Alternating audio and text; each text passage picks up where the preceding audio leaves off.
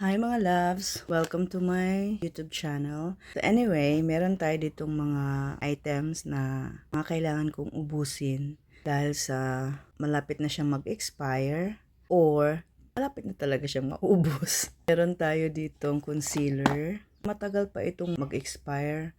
Nasa 2028 pa yata. Pero malapit na siya maubos kasi lagi ko itong ginagamit. Hindi na siya aabot sa expiration date niya.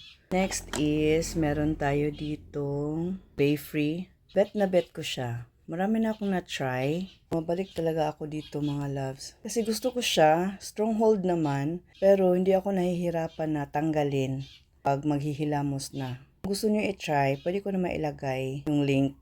Meron naman akong bet na walang tint. To clear lang.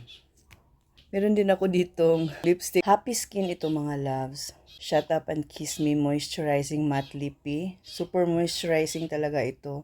Para sa mga tulad kong dry yung lips at dry yung skin. Maganda ito mga loves. Yung shade niya is Under the Sheets. Pero tingnan nyo naman.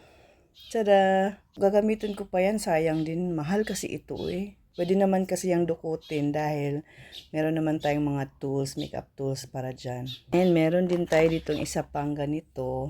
Ito naman ang tinatry kong ubusin. Careline ito na taupe yung kanyang shade. Maganda din yan. Ito pa.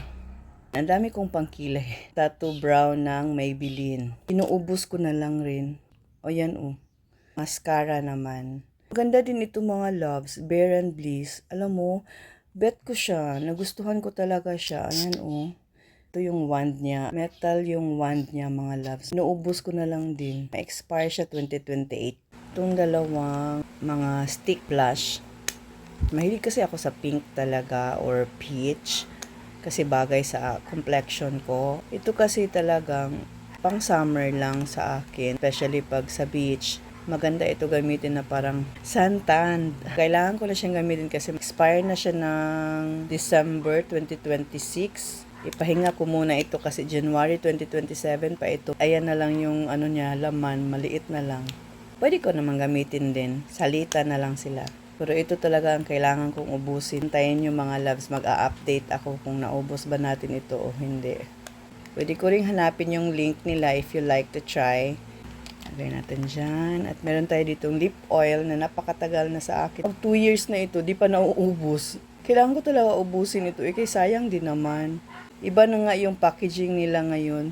Ganyan lang siya mga loves. Oh. Shade niya.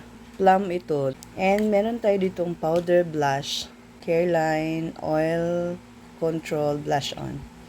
Tinatry ko talaga itong ubusin mo na. Ito yung partner. Pag ito yung ginagamit ko na stick blush. Ito yung powder blush na ni-pair ko para medyo malighten siya. Maganda yung pairing nila. That's all mga loves. If you are new here and you like what I do, please consider subscribing. That's all for today's video mga loves. See you all in my next one. Be blessed and be a blessing to others. Bye!